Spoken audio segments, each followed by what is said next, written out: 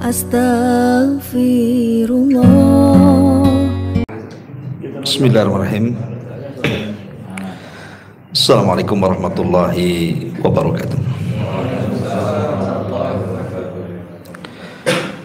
Alhamdulillah wassalatu wassalamu ala rasulillah wa ala alihi wa sahbihi wa mawalah wa la hawla wa la quwata illa billahi wa ba'du.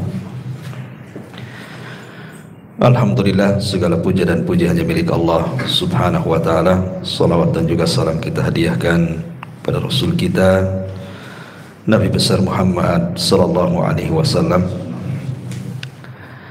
Untuk kajian tafsir mungkin kita tiadakan dulu karena kita akan menyongsong bulan Ramadan.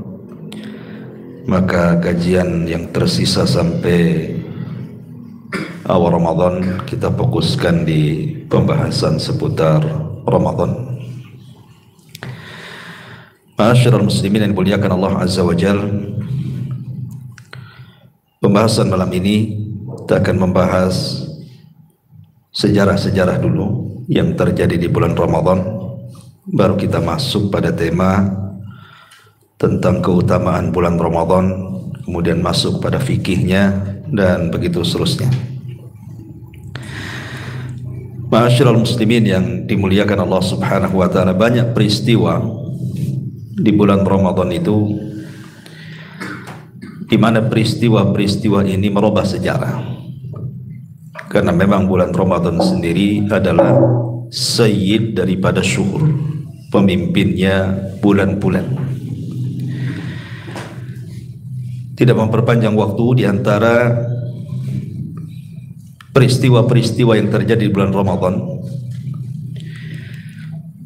pertama diangkatnya Nabi Isa alaihi salatu wassalam, sebagaimana Imam Hakim meriwayatkan dalam Mustadraknya bahwa Isa ibnu Maryam itu diangkat ketika bulan Ramadan. Kemudian juga yang kedua, nuzulul wahyi, turunnya wahyu, dan juga Al-Quran kepada Nabi sallallahu alaihi wasallam itu tepat di bulan Ramadan. Karena Al-Quran itu turun dengan 3 marhalah. Marhalah yang pertama turun secara keseluruhan 30 juz dari Lauhil Mahfud ke langit pertama, Baitul Izzah. Kemudian dari Baitul Uzza, dan ini yang diisyaratkan di dalam Al-Quran, inna anzalnahu fi lailatul qadar, sungguhnya kami turunkan Al-Quran di malam Lailatul Qadar. Maksudnya turunnya dari Lauhil Mahfud ke Baitul Uzza. Baitul Uzza itu di langit pertama. Baru kemudian dari Baitul Uzza kemudian disampaikan kepada Nabi sallallahu alaihi wasallam lewat malaikat Jibril. Jadi marhalah Al-Quran itu pertama tentu Allah subhanahu wa ta'ala berfirman kepada qalam, kemudian diletakkan di Lauhil Mahfud. Kemudian dari Lauhil Mahfud diturunkan ke Baitul Uzza, dan dari Baitul Uzza baru kemudian turun ke bumi. Bedanya adalah kalau dari Lauhil Mahfud ke Baitul Uzza itu memang 30 juz langsung. Tetapi turunnya kepada Nabi sallallahu alaihi wasallam tidak 30 juz, tetapi diangsur. Ayat turun, satu ayat turun gitu ya. Sampai 23 tahun baru rampung 30 juz. Kenapa demikian? Karena disesuaikan dengan peristiwa dan kejadian, dan untuk membedakan kitab-kitab langit sebelumnya. Kalau kitab-kitab langit sebelumnya seperti Taurat, Zabur dan Injil itu kan secara langsung diberikan kepada nabinya, dan sudah ada kitabnya, sudah ada catatannya gitu ya. Tapi kepada Nabi SAW tidak. Jadi kalau ada peristiwa turun satu ayat, ada peristiwa turun satu ayat ya. Lah ayat yang pertama kali turun adalah surah Iqra, surah Al-Alaq ayat 1 sampai 5. Itulah ketika Nabi SAW i'tikaf di Gua Hira. Disitulah ayat pertama kali turun adalah suratul Alaq 1 sampai 5. Kejadiannya di bulan Ramadan.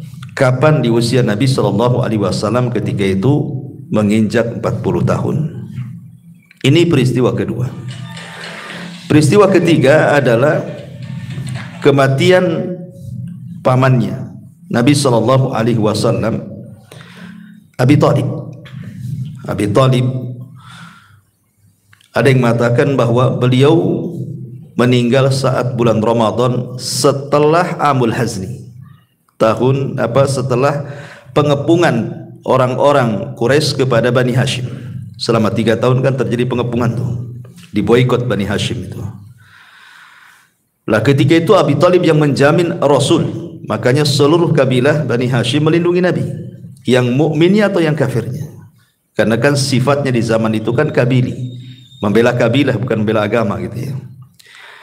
Lah setelah 3 tahun pengepungan itu terjadi Amul Hazni, tahun kesedihan. Kenapa? Karena di tahun ini tepat di bulan Ramadan, 2 manusia yang dicintai Nabi SAW itu meninggal dunia. Pertama Abu Thalib, yang kedua Khadijah. Ya. Khadijah juga meninggal di bulan Ramadan. Ada yang mengatakan bahwa Abu Thalib tidak meninggal di bulan Ramadan, tapi sebelumnya. Cuman sakitnya itu terjadi di bulan Ramadan, tapi meninggalnya bukan di bulan Ramadan. Tapi Khadijah bintu Khuwailid itu memang terjadi di bulan Ramadan meninggalnya. Kemudian juga di antara kejadian-kejadian ini sebelum hijrah, kejadian-kejadian ini sebelum hijrah.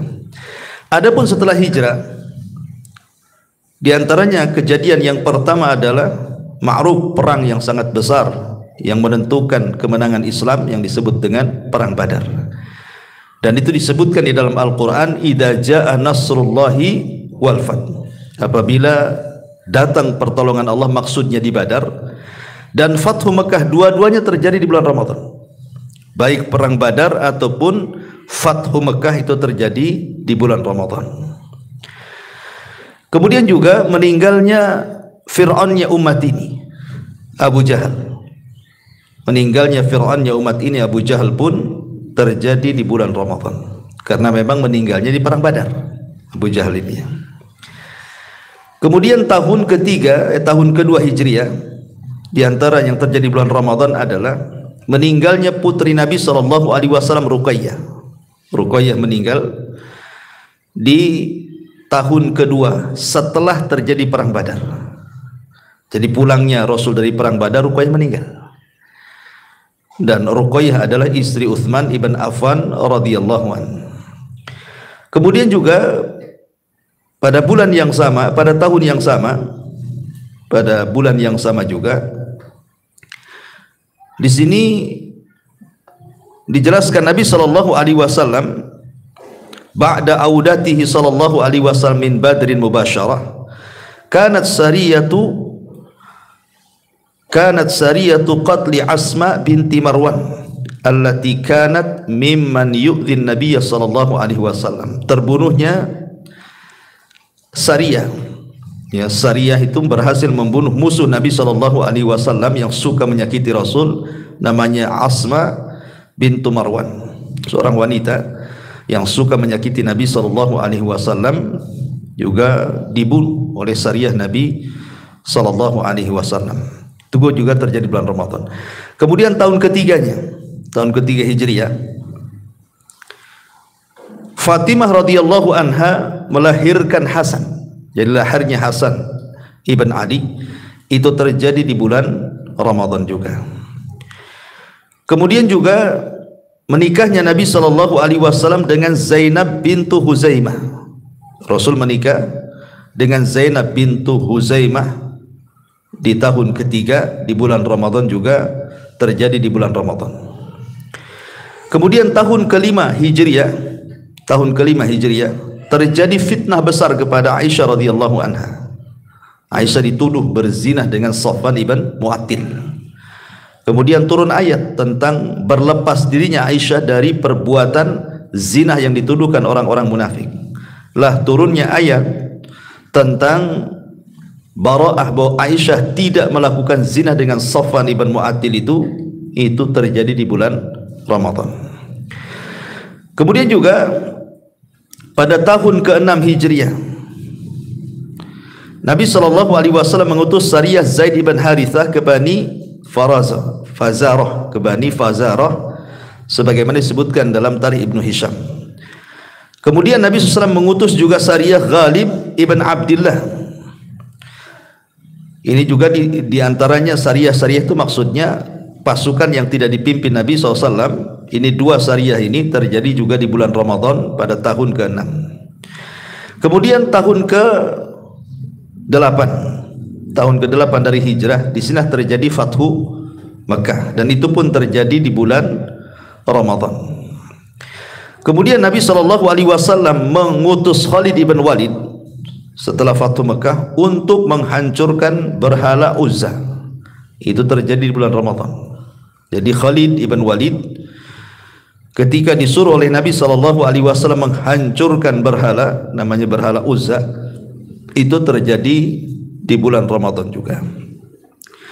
Kemudian kembalinya Nabi SAW dari perang Tabuk, dan itu tahun ke-9 Hijriah.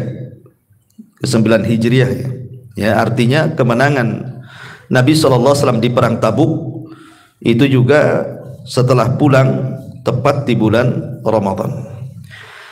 Dan begitu seterusnya. Ini diantara peristiwa-peristiwa besar, termasuk pensyariatan adzan. Itu juga di bulan Ramadan. Kemudian pembebasan Andalus itu juga terjadi di bulan Ramadan, termasuk juga pendirian Al-Azhar Mesir.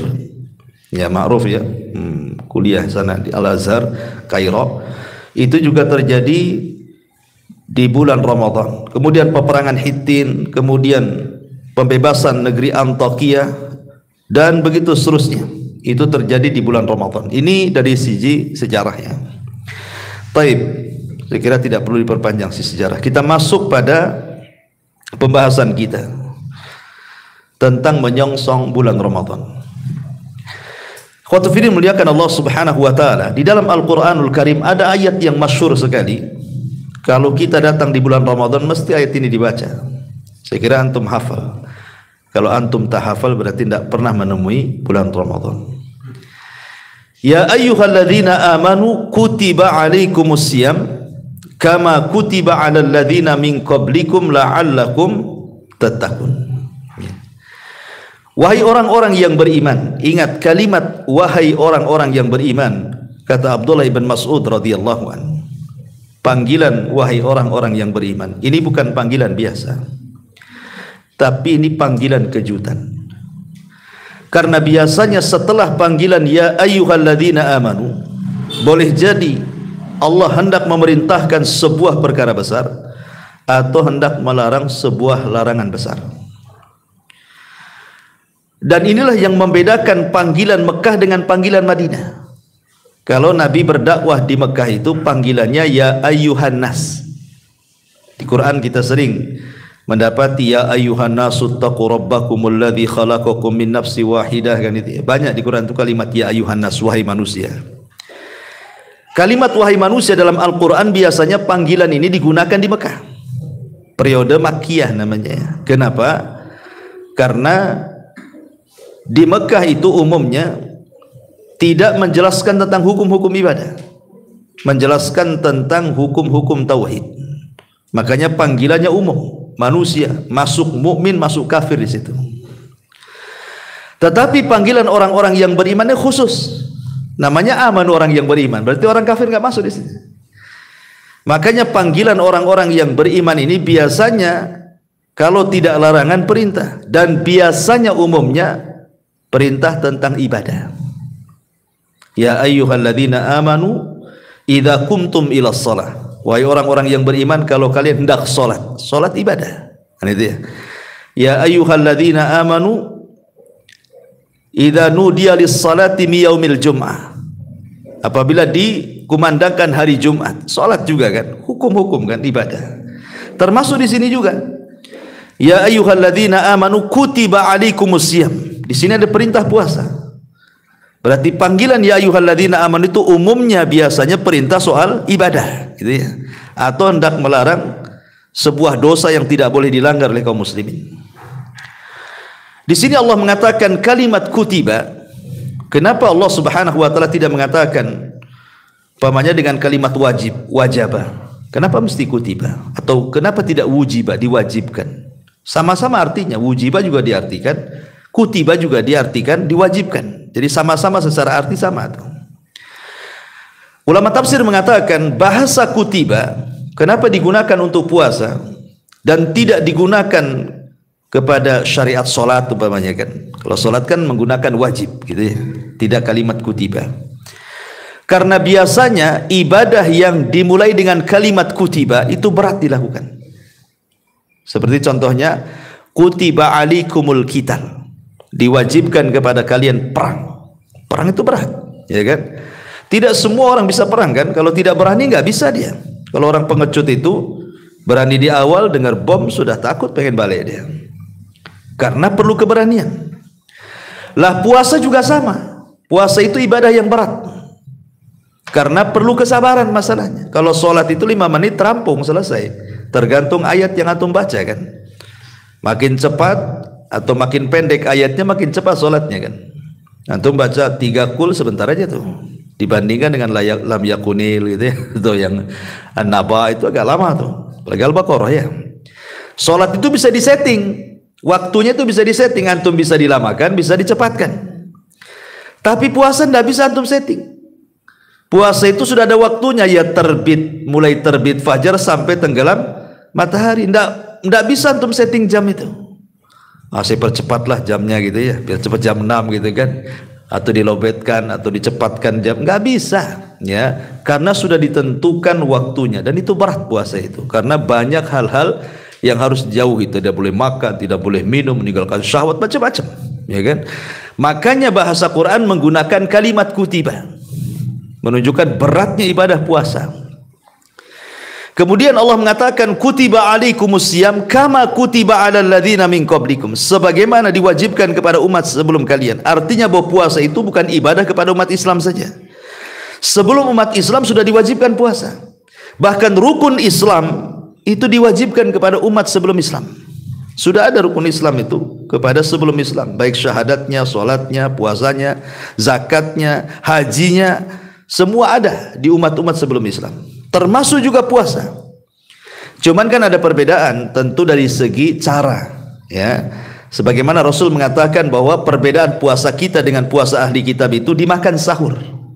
Artinya kan mereka puasa, kita juga puasa, cuman bedanya dimakan sahur gitu saja. Kita ada makan sahur, mereka tak ada makan sahur. Makanya nanti saya akan jelaskan tentang fadilah sahur itu yang luar biasa. Kenapa umat Islam itu sampai disyariatkan sahur? Salah satunya untuk menyelisihi orang-orang ahli kitab ya. Kutiba alaikumusiyam kama kutiba alal ladzina min qablikum la'allakum tattaqun. Tujuan puasa itu Allah Subhanahu wa taala akhiri dengan kalimat takwa. Allah tidak mengatakan kenapa kalian puasa supaya kalian lapar, tidak. Supaya kalian haus, tidak juga. Supaya kalian merasakan orang-orang susah itu tidak makan, tidak minum, tidak juga.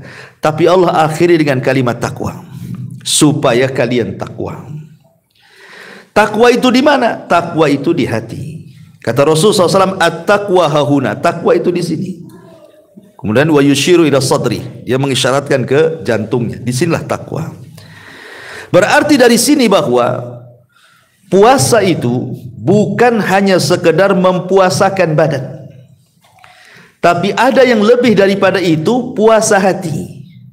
Ya, karena kalimatnya takwa di sini, dan takwa itu di hati. Berarti puasa itu ada 2 macam. Ada puasa hati, ada puasa badan. Dan puasa hati itu jauh lebih mulia dibandingkan puasa badan. Puasa hati itu jauh lebih mulia dibandingkan puasa badan, karena yang menentukan pahala dan tidaknya puasa badan itu adalah puasa hati. Makanya orang yang sedang berpuasa, kata Rasul, kemudian ada orang yang mengajak bertengkar, apa kata Rasul? Tinggalkan, katakan kepada dia, ini mru'un shaim, maaf saya puasa, ya kan? Supaya menjaga hatinya di sini. Jangan dilayan gitu ya. Tapi titik sampai di sini, jangan dikasih koma. Nanti habis buka, jangan. Itu masalah itu ya. Di sini ikhwatul fillah muliakan Allah Azza wa Jalla. Pertanyaan, kenapa puasa itu membuahkan takwa? Ini penting kita bahas ya. Ya, kenapa puasa itu bisa membuahkan takwa itu kenapa? Ya. Ma'asyiral muslimin yang dimuliakan Allah Azza wa Jalla. Puasa itu adalah menghindarkan seseorang dari berbagai macam syahwat. Jadi orang yang berpuasa itu kan tidak makan. Kita tahu bahwa syahwat itu yang menguasai manusia. Pertama urusan makan minum. Urusan makan minum. Kemudian tidur. Kemudian mukhalatatun nas. Ngobrol dengan orang gitu ya, berkawan dengan orang, ya. Kemudian syahwat. Syahwat kemaluan. Ini syahwat, ya. Lah orang yang berpuasa itu jiwanya menguasai syahwat. Orang yang berpuasa itu jiwanya yang menguasai syahwat. Karena orang yang tidak berpuasa justru syahwatnya yang menguasai jiwa. Saya ulangi ya. Orang yang puasa hakikatnya puasa itulah yang menguasai syahwatnya. Jiwa dia itu menguasai syahwatnya. Karena orang yang berpuasa kan tidak makan, tidak minum. Berusaha dia tidak melakukan hal-hal yang bisa membatalkan puasa. Makanya jiwanya menguasai syahwat. Tapi orang yang tidak puasa itu syahwat yang menguasai dia. Makanya maunya itu makan, minum. Kalau tidak puasa itu ya jalan sana sini gitu ya, tidur. Itu orang nggak puasa tuh. Tapi orang puasa tidak. Lah karena orang yang berpuasa itu jiwanya yang menguasai syahwat itulah. Makanya kemudian lahirlah kalimat takwa. Karena begini ikhwan, coba perhatikan orang yang berpuasa. Syahwat yang pertama dia bisa tinggalkan, makan, minum. Tidak mungkin orang yang berpuasa itu makan, minum. Kalau orang berpuasa makan, minum nggak puasa lah kan itu ya. Ini yang kedua. Yang kedua tidur. Orang yang lapar itu biasanya susah tidur. Orang yang lapar itu pasti susah tidur. Makanya banyak orang yang beralasan kenapa dia harus makan malam itu supaya bisa tidur. Aduh badan saya gemuk ini, kenapa? Tidak bisa saya kalau nggak makan malam tuh tidak bisa tidur. Kan ada istilah seperti itu ya. Artinya orang lapar itu pasti susah tidur. Cuman aneh kalau kalau orang puasa kok tidur terus, ini aneh ya. Biasanya kan orang lapar itu kan susah tidur gitu ya. Tapi ada orang yang lapar kok tidur terus gitu. Ya tak tahu saya, nggak paham ya kan. Nah, kemudian juga mukhalatatun nas, bergaul dengan manusia. Orang puasa kan malas bergaul manusia, apalagi siang-siang diajak main. Ayo kita keluar panas-panas gitu kan, nggak akan mau. Orang yang berpuasa itu cari yang teduh biasanya. Apalagi pas terik matahari ya, lain kalau pas teduh kayak gini. Tapi kalau pas panas-panas terik matahari, nggak ada orang yang mau keluar jalan-jalan tuh, kecuali kalau udah sore-sore ngabuburit tuh kan, lain cerita kan. Tapi kalau siang-siang mana mau? Artinya orang yang berpuasa itu sedikit jalan-jalan dia dengan kawan-kawannya itu. Termasuk juga orang yang berpuasa syahwat seksnya juga menurun, sehingga betul-betul hawa nafsunya itu dikuasai. Ya. Karena begini ikhwan, musuh manusia itu di bulan Ramadan itu semua bisa dikalahkan di bulan Ramadan itu.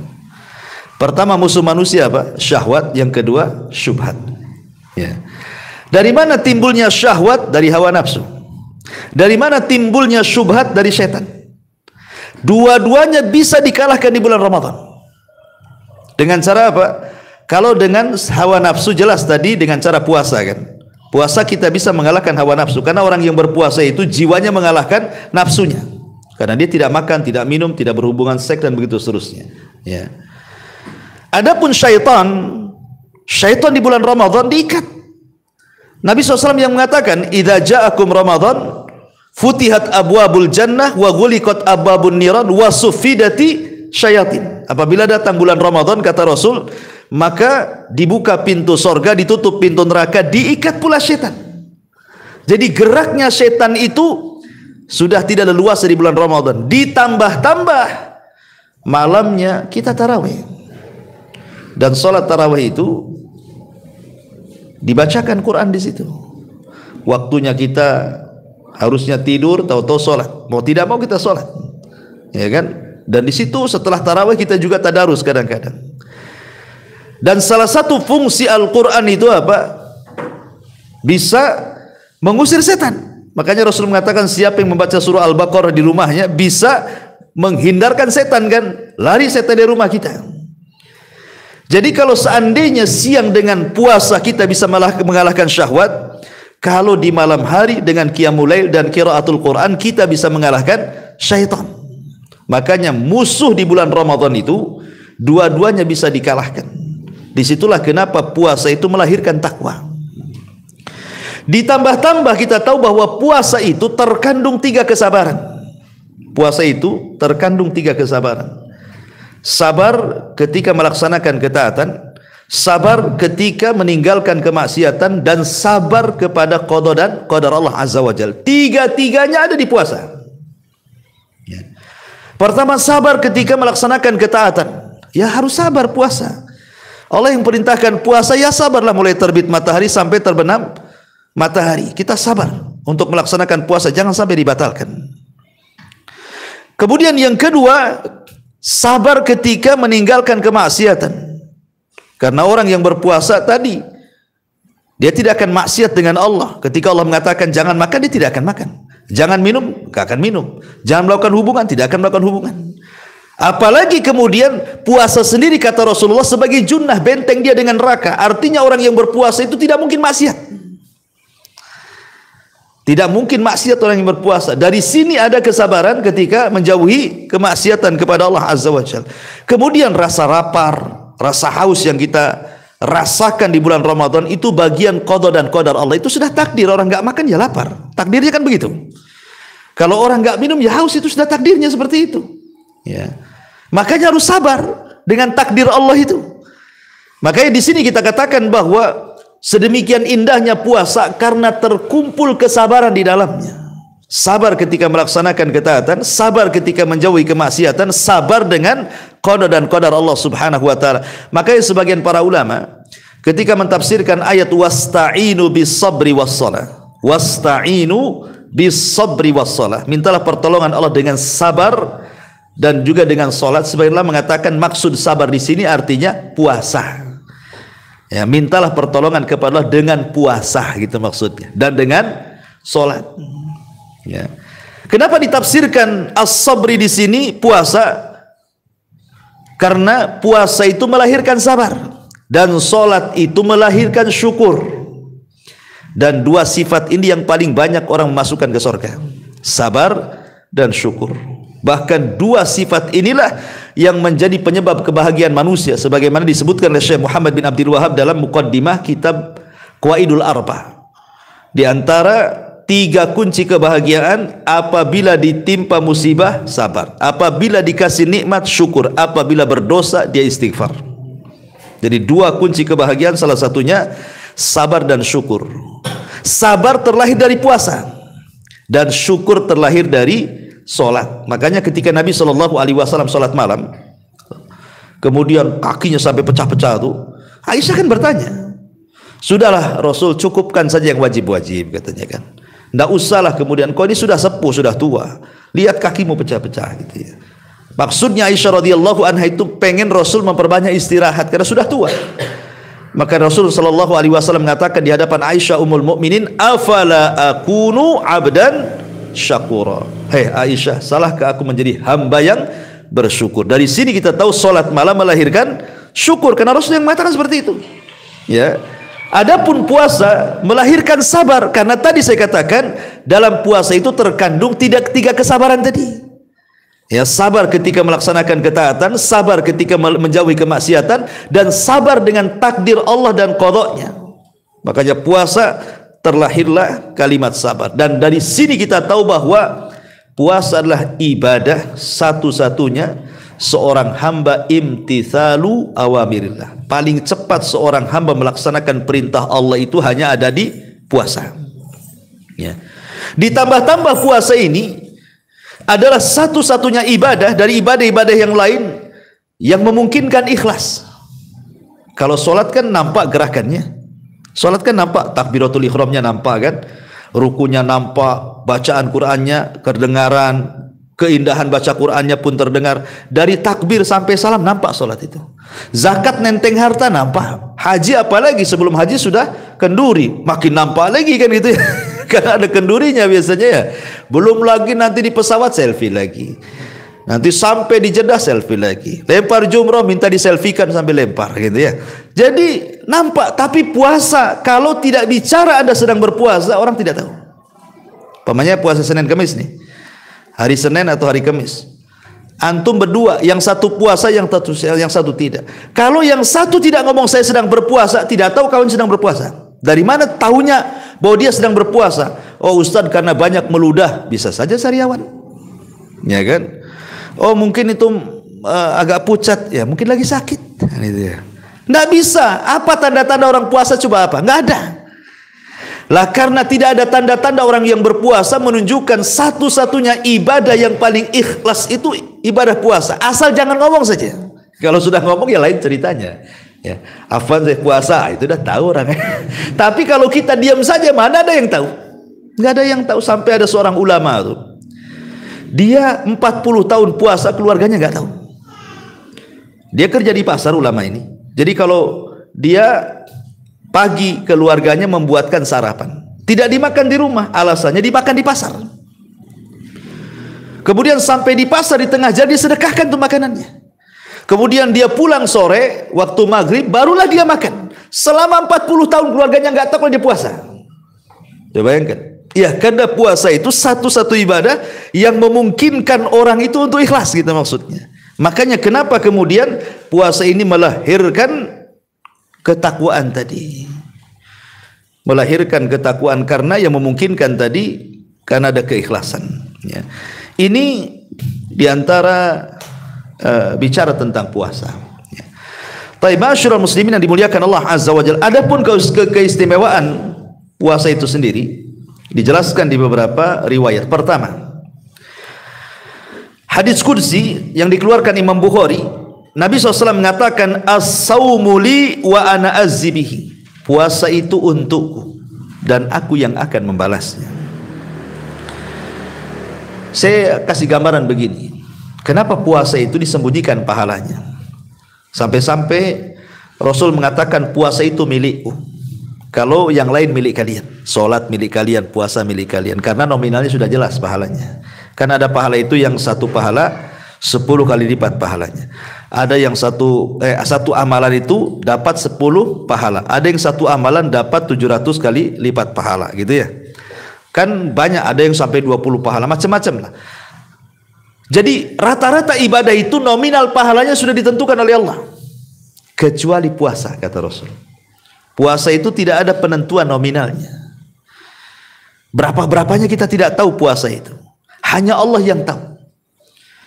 Lah karena puasa itu hanya Allah yang tahu, berarti menunjukkan besarnya pahala orang yang berpuasa. Dari mana kita tahu besarnya pahala yang berpuasa? Karena inti daripada ibadah puasa itu sabar. Dan Allah mengatakan dalam Al-Quran, innama yuwaffas sabiruna ajrahum bighairi hisab. Allah cukupkan pahala orang yang sabar itu tanpa batas. Artinya puasa, pahala orang yang berpuasa itu tanpa batas. Saya logikan begini. Nanti pada hari kiamat, ketika manusia berhasil melintasi titian siratal mustaqim, manusia ini sudah melewati titian siratal mustaqim. Kan tidak ada yang melintasi seperti kilat atau sudah sampai di ujung gitu ya. Ada yang seperti kuda balap, ada yang seperti lari kencang, macam-macam. Ada yang jatuh ke jahanam gitu. Tetapi di ujung titian itu, di situ ada namanya kontor. Kontor itu padang yang sangat luas sekali. Disitulah manusia terhenti. Padahal depannya pintu sorga. Disitulah terjadi yang disebut dengan muflis, kebangkrutan umat Islam. Kenapa? Karena di satu sisi membawa pahala, di sisi lain membawa dosa. Di situ terjadi barter pahala dan dosa. Dulu kau mendolimi saya. Mana pahalamu? Akhirnya diambil pahalanya. Ketika sudah tidak ada pahala lagi, datang juga orang yang mendoliminya dan mengatakan, mana pahalamu? Kau juga mendolimi aku. Kata dia, aku tidak punya pahala lagi, sudah habis. Oke, nggak apa-apa, aku punya dosa, ambil dosaku kepadamu. Ini kan bangkrut namanya kan. Sudah habis pahalanya, nanggung pula dosa orang. Kalau dalam bahasa berbisnis itu modalnya habis, utang pula numpuk gitu maksudnya. Ya. Maka orang seperti ini sebenarnya harusnya sudah nggak ada lagi pahala yang diperjuangkan untuk masuk ke dalam surga. Otomatis dia harus balik lagi kan ke jahanam. Lah ada orang-orang yang ketika sudah ludas pahalanya karena dikasih-kasihkan orang itu, tiba-tiba ketika dia sudah putus asa dan dia akan masuk ke dalam jahanam, Allah datang kepadanya dan mengatakan, engkau masih punya pahala banyak. Kemudian Allah menunjukkan pahala puasanya. Ini loh pahalamu masih banyak, gitu ya. Inilah yang dimaksud hadis Nabi, as-saumu li wa ana azzibihi. Puasa itu milikku kata Allah, aku yang akan membalasnya. Ya, jadi puasa itu penolong jadinya kan, yang harusnya dia masuk jahanam tidak jadi. Karena ada pahala yang tersembunyi dari puasa. Makanya dari sini Nabi SAW bahwa puasa itu adalah syafaat bagi para pelakunya. Salah satu fungsi daripada puasa itu sebagai syafaat, dia penolong. Saat dia sudah tidak punya pahala lagi, rupanya Allah datang dengan pahala puasa, itulah yang akan jadi syafaat dia, sehingga tak jadi masuk neraka. Allah masukkan ke dalam surga dari pintu khusus yang disebut dengan Rayyan, pintunya orang-orang yang berpuasa. Ini satu riwayat. Kemudian riwayat yang kedua tentang puasa, hadis dari yang dikeluarkan Imam Muslim. Nabi SAW mengatakan, as-salawatul khamsu wal jum'atu ilal jum'ati wa ramadhanu ila ramadhan mukaffiratun ma bainahunna idza ijtunibatil kabair. Salat 5 waktu, maksudnya dari duhur asar ke maghrib, maghrib ke isya, isya ke subuh, subuh lagi ke zuhur gitu ya, atau dari Jumat ke Jumat berikutnya, atau Ramadan dari Ramadan berikutnya. Jadi kalau Ramadan tahun kemarin betul-betul kita berpuasa, kemudian Ramadan tahun ini kita pun betul-betul puasa, ini 1 tahun antara 2 Ramadan ini, maka ini bisa menggugurkan dosa-dosa kita selama kita berusaha menjauhi dosa besar. Selama kita masih berusaha menjauhi dosa besar. Dari sini kita tahu bahwa kebanyakan amalan bulan Ramadan, kebanyakan ya, hampir amalan-amalan pokok di bulan Ramadan itu intinya menggugurkan dosa.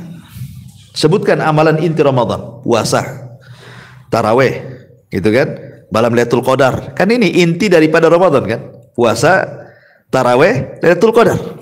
Ya. Nabi SAW mengatakan di 3 riwayat, man shoma Ramadanan, wa fi riwayatin man qama Ramadanan, wa fi riwayatin man qama Lailatul Qadrin imanan wahtisaban ghufira lahu ma taqaddama min dhanbi. Barang siapa yang berpuasa di bulan Ramadan, dalam riwayat barang siapa yang sholat tarawih di bulan Ramadan, barang siapa yang dalam riwayat menghidupkan malam Lailatul Qadar penuh iman dan mengharap pahala Allah, maka Allah akan ampuni dosa-dosanya. Makanya kenapa Ramadan disebut Ramadan? Ramadan itu diambil dari 3 huruf, ra mim dot, Ramadan. Ya. Dan Ramadan itu diambil dari ra mim dot, ramdo. Ramdo itu artinya membakar. Ramadan itu artinya pembakaran. Ya. Apa yang dibakar? Selain memang Ramadan itu kan musim panas kalau di sana. Kalau di sana kan Ramadan musim panas gitu ya. Yang dimaksud Ramadan secara istilah artinya karena dia membakar dosa-dosa anak Adam. Jadi disebut Ramadan itu karena bulan itu bulan pembakaran dosa. Kenapa disebut pembakaran dosa? Karena ibadah-ibadah vital di bulan Ramadan itu semua manfaatnya menggugurkan dosa. Seperti tadi yang riwayat yang saya sebutkan kan, siapa yang berpuasa, siapa yang sholat malam, siapa yang menghidupkan Lailatul Qadar, penuh iman dan mengharap pahala Allah, Allah ampuni dosa-dosanya. Makanya celaka dan binasa orang yang masuk Ramadan, keluar Ramadan 1 dosa pun tidak diampuni. Itu masalah. Sebagaimana Rasul pernah naik ke atas mimbar, ya, kemudian amin, naik lagi, amin, naik lagi, amin, kemudian Rasul berceramah. Kemudian turun dari mimbar setelah berceramah, sahabat kemudian heran dengan aminnya Rasul ketika di awal naik mimbar.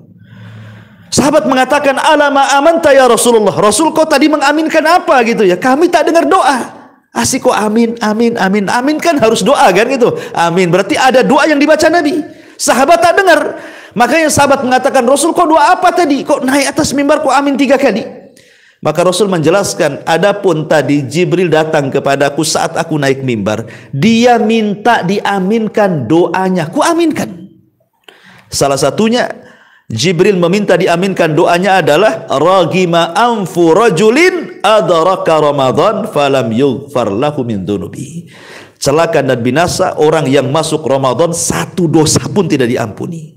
Maka ku aminkan, Jibril pun amin. Bayangkan, kalau yang berdoa Jibril, yang mengaminkan Rasul, yang menyaksikan para sahabat, siapa lagi doa yang dikabulkan? Ya kan? Maka binasalah orang-orang yang masuk Ramadan, satu dosa pun tidak diampuni. Padahal Ramadan itu disebut Ramadan karena pembakaran dosa, kan itu ya. Itu inti daripada Ramadan, ya. Ma'asyiral muslimin yang dimuliakan Allah Subhanahu wa taala. Kemudian juga hadis yang ketiga, soal puasa. Nabi SAW mengatakan, man fattara sa'iman kana lahu mithlu ajrihi ghaira annahu la yanqusu min ajri sa'imi syai'un. Barang siapa yang memberi makan orang yang berpuasa, fattar itu artinya menjadikan dia berbuka dengan makanan kita. Dari sini kita tahu bahwa tidak mesti kenyang. Yang penting dia mau membukakan puasanya dengan iftar yang kita kasih, walaupun hanya separuh kurma. Yang penting gara-gara separuh kurma kita, dia batal puasanya, gitu maksudnya. Makanya penting orang-orang yang memberi iftar ke orang-orang yang sedang berpuasa, ke masjid atau kemana gitu ya, kalau bisa itu jangan yang biasa, nanti nggak dilirik ya, goreng bakwan atau mungkin aqua gelas, itu udah biasa aqua gelas itu kan. Kalau bisa itu ya cari ya kasih warna-warni kan, orang yang puasa kan berkilau-kilau tuh matanya tuh mana-mana. Jadi kalau bisa ngasih orang yang berpuasa itu, kalau sekarang kan banyak orang ngasih iftar itu, jadi kita harus cerdas tuh ya. Kalau bisa minuman kita dulu, makanan kita dulu yang diri, gimana caranya? Nah, kasih warna-warni, kasih apa gitu kan, kasih yang seger-seger, yang kalau orang berpuasa terbayang-bayang kapan azan itu. Ini nengok makanan kita maksudnya. Karena kalau seandainya makanan kita yang pertama kali dia batal dengan itu, masuk dalam hadis ini, man fattara sa'iman, siapa yang menjadikan orang berbuka karena makanan kita atau minuman kita, apa pahalanya? Maka dia dapat pahala orang yang berpuasa tanpa mengurangi pahala dia sedikit pun. Seolah-olah kita puasa 2 kali. Itu kalau 1 orang kita kasih makan. Kalau 100 orang antum berhasil membuat mereka berbuka gara-gara makanan antum, berarti antum seolah-olah puasa 100 kali. Makanya sering-seringlah ngundang ke rumah. Kalau ngundang ke rumah nggak ada makanan orang itu biasanya, iya kan? Makanan dia aja lah. Gak mungkin tetangga nitip kan itu ya. Kecuali antum woro-woro kan itu ya. Kalau ngundang di rumah, mau tidak mau makanan antum yang dimakan itu ya. Undang aja 100 orang. Ramadan aja gak sampai 100 hari kok. 30 hari kan gitu. Antum bisa sampai 100 hari tuh puasa itu. Masya Allah, luar biasa. Makanya kenapa puasa ini luar biasa amalan. Hanya ngasih makan saja itu sudah bisa mendapatkan pahala orang itu. Ini juga di antara keutamanya. Kemudian juga hadis berikutnya tentang puasa. Nabi SAW mengatakan dalam hadis yang sangat masyhur dikeluarkan Imam Muslim dari hadis Abi Hurairah, lis-shaimi farhatun inda fitri wa farhatun inda liqa'i rabbi. Bagi orang yang berpuasa itu ada 2 kebahagiaan. Kebahagiaan saat berbuka dan kebahagiaan kelak apabila berjumpa dengan Rabbnya. Sebagian para ulama mengatakan, kenapa orang yang berpuasa itu ada kebahagiaan saat berbuka? Karena di situ ada doa yang tidak akan ditolak. Itu menjelang berbuka. Kira-kira mungkin ya 10 menit atau 5 menit menjelang berbuka. Disitulah waktu yang sangat mustajab. Sampai-sampai para ulama salaf menganjurkan doa yang antum baca di situ cuma 1. Minta kepada Allah agar antum dibebaskan dari api neraka. Karena setiap malam di bulan Ramadan itu Allah memerdekakan di antara hamba-hambanya akan terbebas dari api neraka. Dan kalau seandainya dicatat saja seumur hidup kita ini, Kita ini seumur hidup kita selama berjumpa dengan Ramadan itu, anggap usia antum sudah 40, 50 itu ya, berarti sudah berRamadan-Ramadan antum dapat itu. Cukup satu Ramadan saja, dalam satu malam saja cukup, nggak usah dalam 30 malam, satu malam saja Allah takdirkan di antara kita itu, Allah catat bahwa kita tidak akan masuk neraka selamanya, antum tidak akan masuk neraka. Cukup satu kali saja. Tapi kan kita tidak tahu apakah kita termasuk orang dicatat atau tidak, kan itu. Makanya menjelang berbuka itu, disitulah waktu-waktu doa antum berdoa kepada Allah. Ya Allah, merdekakan aku dari api neraka. Ya Allah, merdekakan orang tuaku yang sudah meninggal dari api neraka. Ya Allah, merdekakan istriku, anakku, orang-orang yang kucintai dari api neraka. Itu yang antum doa di situ. Kalimat itu saja. Minta kepada Allah saat menjelang berbuka. Ya Allah, merdekakan kami, maksudnya saya, istri, anak, orang tua dari api neraka. Disitulah kenapa ada kebahagiaan saat berbuka. Dan ini dilalaikan manusia. Jarang saya, apalagi orang ngabuburit, mana ingat doa ini. Apalagi sudah ingatnya pasar kaget. Kadang-kadang maghrib di jalan, kan itu ya. Nggak ingat itu. Yang ingatnya kapan azan, bukan berdoa. Bahkan saya istilahkan itu, kadang-kadang biar mempercepat azan itu sibuk cari remote TV kan. Mana channel Jakarta, bukan channel Batam. Itu kan duluan sana tuh. Berapa menit bedanya itu kan? Ya, nggak boleh kita cari channel sana. Kita harus ikut waktu Batam. Ya, tetap tidak boleh ikut channel luar. Apalagi yang paling cepat tuh, mana daerah mana yang bedanya setengah jam dengan kita gitu. Gitu ya. Tengok tayangan TV. Jadi intinya bahwa kenapa di sini Rasul mengatakan di situ ada kebahagiaan saat berbuka? Karena di situ ada doa yang tidak mungkin ditolak. Ini dilalaikan manusia ini. Sebelum berbuka 5 menit jadilah, kan itu ya. Kemudian yang kedua, farhatun inda liqa'i rabbi.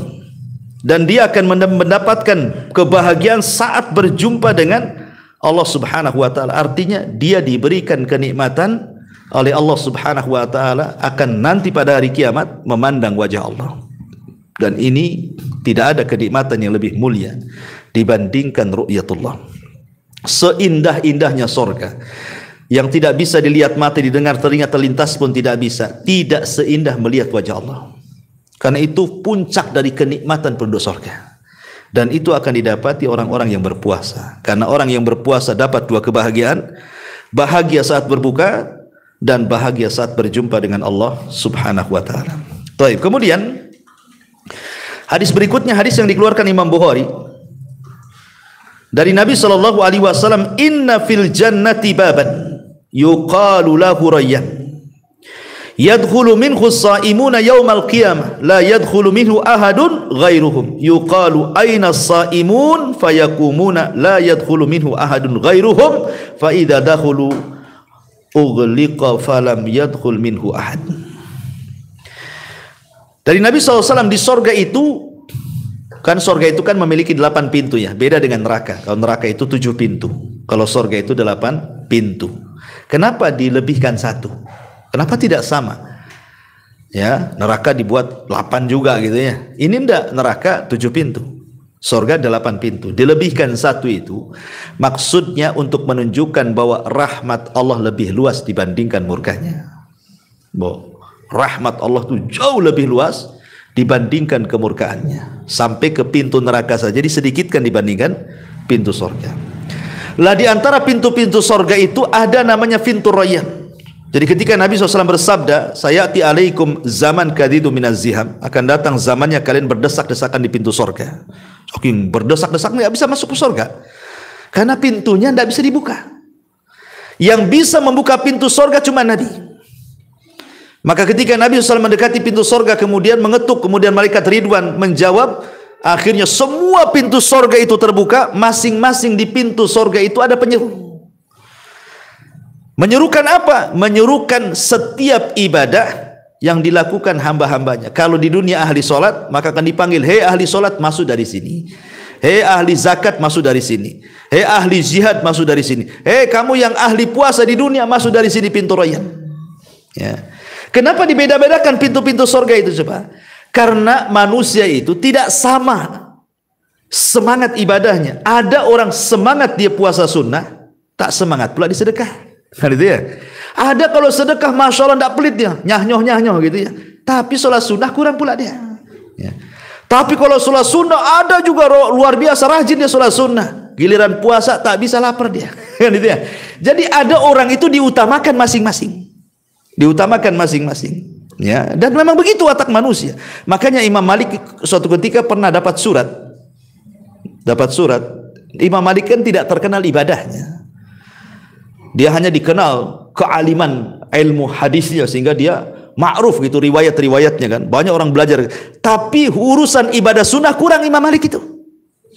Akhirnya adalah yang kononnya mau menasihati Imam Malik, seorang abid, saya lupa namanya, ahli ibadah, ingin menasihati Imam Malik dan mengatakan, wah Imam, seandainya, kata dia, kalau engkau bisa menjamakan antara ilmu dan ibadah, tentu engkau menjadi imam yang sempurna. Dia sok menasihati Imam Malik gitu ya. Ya, karena Imam Malik tidak dikenal ibadah sunnahnya. Ya, dia hanya ngajar gitu saja. Ya. Jadi balas Imam Malik. Dia mengatakan bahwa Allah itu sudah membagi-bagi amal sebagaimana Allah membagi-bagi rizki. Ya, rizki itu ada yang kerja keras sedikit gajinya, ya kan? Ada yang diam saja, tahu-tahu ya, punya Pajero gitu ya, punya tanah di mana gitu, punya wah, enak kerja, rekeningnya gendut gitu kan. Ya, jadi ada amal itu juga sama seperti itu. Allah sudah lebihkan masing-masing orang itu dari amalan sebagaimana Allah sudah bagi-bagi rizki masing-masing. Ya, mungkin kau dilebihkan dari bab itu, kau dilebihkan sholat malam, baca Quran dari ibadah-ibadah. Tapi aku dilebihkan di sini, kata Imam Malik. Tapi aku yakin, kata Imam Malik, apa yang kulakukan jauh lebih baik dibandingkan apa yang anda lakukan. Kenapa Imam Malik ngomong begitu? Karena orang alim itu lebih utama dibandingkan ahli ibadah. Kan itu ya. Nabi SAW mengatakan fadlul alim alal abid kafadlil qamari ala sairil kawakib. Keutamaan orang alim itu jauh sekali, nggak ada apa-apanya dibandingkan ahli ibadah. Ibarat 1 bulan purnama di antara berseraknya bintang-bintang di langit. Berseraknya bintang-bintang di langit itu ribuan bintang, tapi tidak bisa menyinari bumi. Tapi 1 bulan bisa pula dia nyirami bumi. Nah, itulah makanya Imam Malik ingin menasihati, ya. Orang itu sudah diberikan masing-masing kemampuan. Mungkin engkau disitulah ahlinya, aku di sini, kata Imam Malik gitu ya. Tapi aku yakin apa yang aku lakukan jauh lebih baik. Tapi aku tidak akan mencela kamu. Dan kita masing-masing meminta kepada Allah agar sama-sama mendapatkan ridhonya. Dari sini kita tidak boleh meremehkan ibadah orang. Pemanya saya lagi ngisi hari Kamis gitu ya. Jamaahnya lagi puasa Kamis. Saya pula tak puasa. Haus lagi ceramah kan, ambil minum, di belakangnya letuk, Ustadz gue nggak puasa Kamis kan, kayak gitu ya. Nggak tahu bahwa saya berceramah itu lebih mulia daripada antum puasa Senin Kamis. Itu maksudnya. Itulah perkataan Imam Malik begitu ya. Karena orang alim itu ketika mengajarkan ilmunya manfaat untuk dirinya dan orang lain. Lah antum puasa itu hanya untuk antum saja kan manfaatnya. Apa untuk orang lain? Tidak, manfaatnya untuk antum saja. Makanya ada kaidah para ulama, ibadah yang sifatnya muta'addi bermanfaat untuk orang lain itu jauh lebih baik dibandingkan ibadah yang manfaatnya kembali kepada diri sendiri. Ya, itu kesimpulannya. Maka jangan pernah meremehkan ibadah orang. Intinya seperti itu. Baik, ya. Kita kembali di sini. Jadi di sorga itu ada pintu-pintu sorga. Lah ada namanya pintu Rayyan. Seluruh orang-orang puasa pada hari kiamat masuk dari pintu itu. Dan apabila semua ahli-ahli puasa masuk dari pintu itu, maka pintu akan ditutup dan tidak akan dibuka selamanya, kecuali orang-orang yang berpuasa. Ini keutamaan bahwa ibadah puasa ibadah mulia sampai ada pintu disendirikan untuk orang-orang yang berpuasa. Kemudian hadis berikutnya, Nabi SAW juga mengatakan, idza qatala ahadun, apabila seseorang hendak mengajak bertengkar, ya ngajak macam-macam dengan kita ya. Kata Rasul, falyakul inimruun shaim, katakan oleh kalian, maaf saya lagi puasa. Maaf saya lagi puasa. Ini adab ya.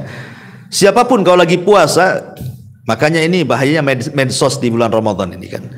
Kadang-kadang kita baca grup, ngomong apa tersinggung pula kita di situ ya.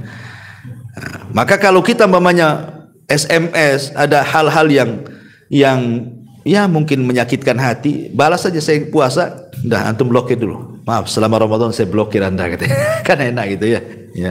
Supaya hati kita terjaga, karena bagaimanapun inti dari puasa itu saya katakan puasa hati. Puasa hati. Percuma orang itu menahan lapar, menahan dahaga, tapi kalau seandainya hatinya tidak bisa dijaga, karena hati itulah yang menggerakkan badan. Kalau kata hati jangan memandang yang haram, mata akan nunduk kepada hati. Ya, saya tidak akan memandang yang haram.